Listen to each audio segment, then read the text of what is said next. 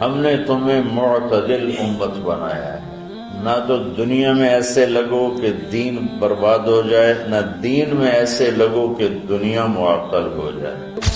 ایک دنیا کی ہوس میں بہت آگے چلے گئے، ایک دنیا بیزاری میں بہت آگے چلے گئے، تو اللہ نے دونوں کو ایسے رد کر کے فرمایا وَكَذَلِكَ جَعَلْنَاكُمْ أُمَّةً وَسَطًا، تو ہم امت واسطہ ہیں۔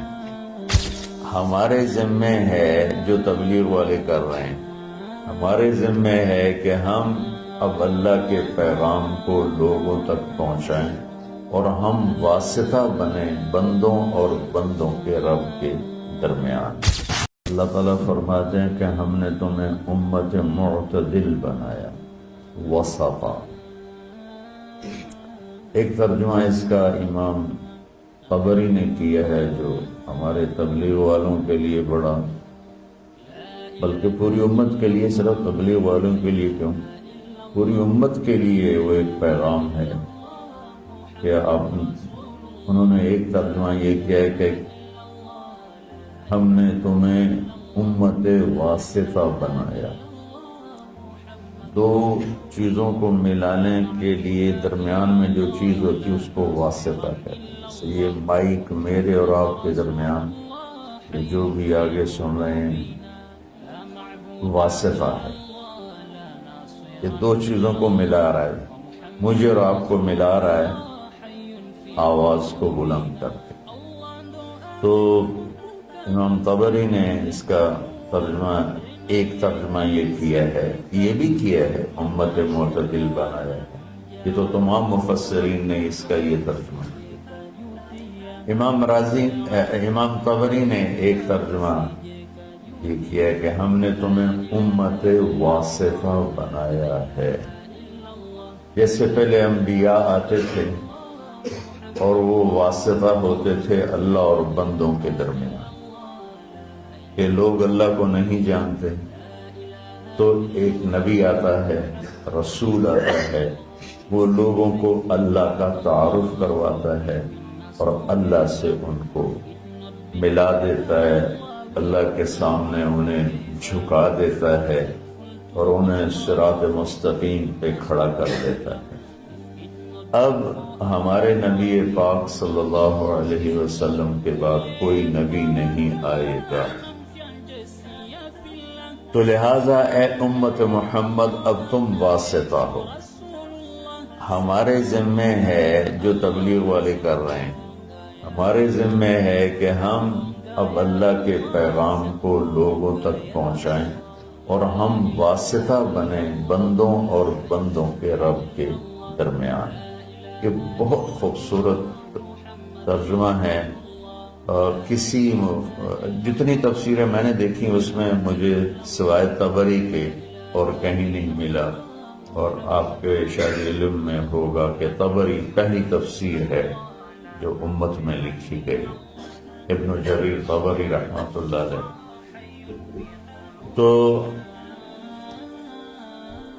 اللہ تعالیٰ نے ہمیں امت واسطہ بنایا ہے، کوئی تبلیغ میں نہیں جا رہا یا جا رہا ہے، امت ہے تو ہم امت واسطہ ہیں۔ نماز سب پہ فرض ہے، بہت تھوڑے سے لوگ پڑھتے ہیں، جو نہیں پڑھتے ان کی معافی تو کوئی نہیں۔ زکوٰۃ بہت تھوڑے لوگ دیتے ہیں، جو نہیں دیتے ان کو معاف تو نہیں ہے۔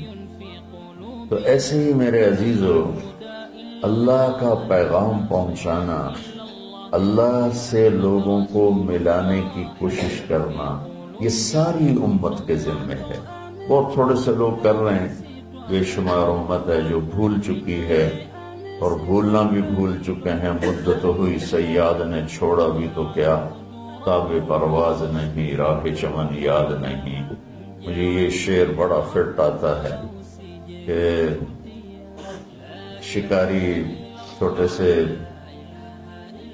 پرندے کو گھونسلے سے اٹھا کے لے آتا ہے اور اگر اپنے پنجرے میں ڈال دیتا ہے، جب اس پرندے کی شعور کی آنکھ بیدار ہوتی ہے تو اپنے آپ کو ایک پنجرے میں دیکھتا ہے، اور ایک اٹھالی میں اس کے لیے دانہ پڑا ہوتا ہے، ایک میں پانی ہوتا ہے، بس وہ وہاں سے دانہ اٹھاتا ہے، وہاں سے پانی کے چند قطرے لیتا ہے اور وہیں پھڑ پھڑا کے بیٹھ جاتا ہے۔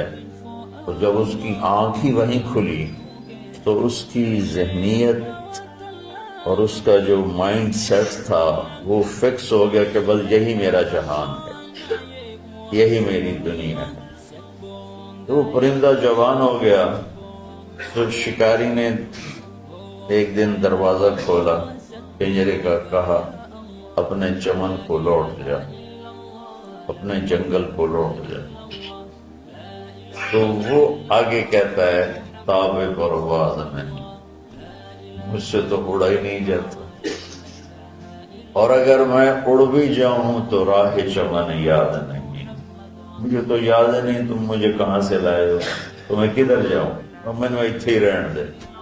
تو اس وقت امت محمد صلی اللہ علیہ وسلم دکانوں کے پنجرے میں، فیکٹریوں کے پنجرے میں، ملوں کے پنجرے میں، زراعت کے پنجرے میں، کاروبار زندگی کے پنجرے میں ایسی بند ہوئی ہے، بس صبح گھر سے اپنے کام پر، کام سے گھر پر، گھر سے دکان پر، دکان سے گھر پر، یہ سارا ماحول ہے۔ اب جب انہیں کہتے ہیں کہ بھائی تمہیں اپنے چمن کو لوٹو، تمہیں تو دنیا میں اللہ کا پیغام سنانا ہے، تو کہتے ہیں تاب پرواز نہیں، راہ چمن یاد نہیں۔ تو آج جو میں تھوڑی بات کرنا چاہتا ہوں وہ دوسرے معنی پر ہے۔ وَكَذَلِكَ جَعَلْنَاكُمْ أُمَّةً وَسَطًا، ہم نے تمہیں امت معتدل، درمیان والی امت بنائی۔ اچھا، یہ جو آیات کی نمبرنگ ہوئی ہے یہ بہت بعد میں ہوئی ہے۔ اللہ کے نبی کے دور میں یہ آیات کو نمبر نہیں لگے ہوئے تھے، اور اس طرح ایک ایک آیت الگ نہیں کی گئی تھی۔ بعد کے علماء نے اپنی محنت کوشش سے یہ آیات کا عدد تعداد مقرر کی۔ سورہ بقرہ کی 286 آیات ہیں۔ امتاً وسطا، درمیان والی امت۔ جب علماء سورہ بقرہ کی آیات بنا رہے تھے تو ان کے سامنے تو پیچھے سے چلے آ رہے ہیں، امتاً وسطا ان کے سامنے تو اس وقت آیا جب وہ یہاں پہنچے تو یہ بڑی حیرت اور قدرت خداوندی کی یہ ایک تصویر ہے کہ وَكَذَلِكَ جَعَلْنَاكُمْ أُمَّةً وَسَطًا، آیت نمبر 146 ہے، اور 146 وسط 286 ہے۔ 146 جمع 146 کتنے ہو گئے؟ مولویانو حساب تھوڑا ہی عمدہ ہے۔ ہاں کتنے ہو گئے؟ 200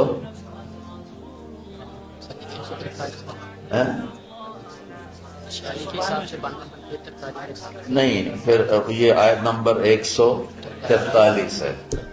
میرا ذہن ہی سویا ہوا ہے، میں کیا آگے، یہ آیت نمبر 143 ہے، 146 نہیں 143 ہے۔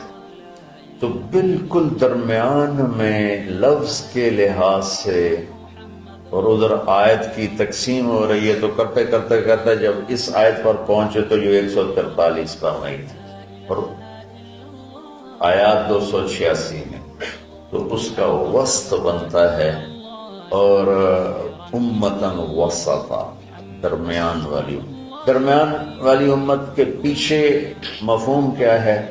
یہودی بہت زیادہ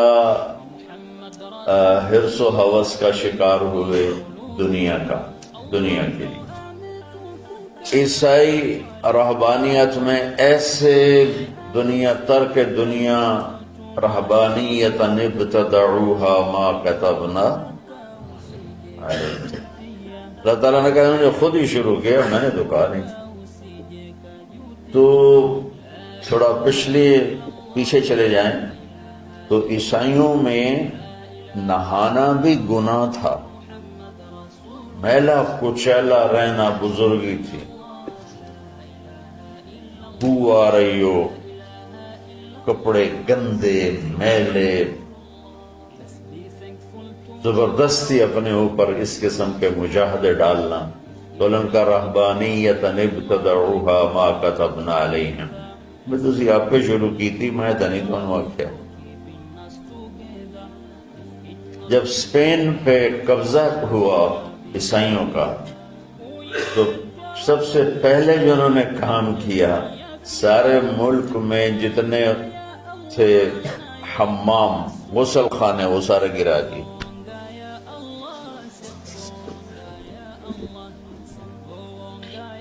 1970 تک انگلینڈ میں 1970 کو زیادہ کسی گھر میں غسل خانہ نہیں ہوتا تھا، ٹوائلٹ نہیں ہوتا تھا، باہر بنے ہوتے تھے جہاں کچھ چند پینیاں دے کے اس میں وہ اپنی ضرورت سے فارغ ہوتے تھے، کسی سے نہانا ہو تو نہاتے تھے۔ جب نئی جدید تعلیم آئی تو پھر یہ ان کے اندر تبدیلی آئی، ورنہ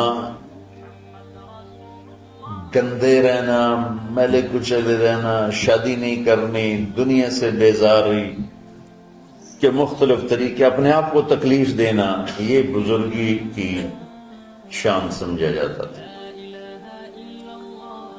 تو اسپین پہ جب قبضہ ہوا عیسائیوں کا تو سب سے پہلے انہوں نے 2 کام کیے، ایک سارے غسل خانے حمام توڑ دیے اور جتنے کتب خانے تھے سارے جلا دیے۔ لاکھوں کتابوں کے ذخیرے تھے اسپین میں علماء کے، علامہ قرطبی جیسے، ابن عربی جیسے جہاں پیدا ہوئے ہوں، بقی ابن مخلد جیسے جہاں پیدا ہوئے ہوں، ان کا میں وہ قرطبہ کی جامع مسجد دیکھنے گیا تو بس میری آنکھ نہیں میرا دل رو رہا تھا، دل کے آنسو نکل رہے تھے کہ وہ مسجد جس میں 700 سال قال اللہ وقال الرسول چلتا رہا، وہاں درمیان میں گرجا بنا ہوا تھا اور بت ہی بت ہر طرف رکھے ہوئے تھے، اور ایک بہت بڑی تصویر لگی ہوئی تھی جس میں ابو عبداللہ جو آخری بادشاہ تھا غرناطہ کا، وہ فرڈینینڈ جس نے غرناطہ فتح کیا اس کو چابیاں پیش کر رہا تھا، اور اس کی بیوی ملکہ ازابیلا اور فرڈینینڈ، یہ دونوں ایسے کھڑے ہیں، اور ابو عبداللہ وہ تصوراتی خاکہ تھا، وہ یوں غرناطہ شہر کی چابیاں پیش کر رہا ہے، وہ ہائی لائٹ کر کے بہت بڑی تصویر لگائی ہوئی۔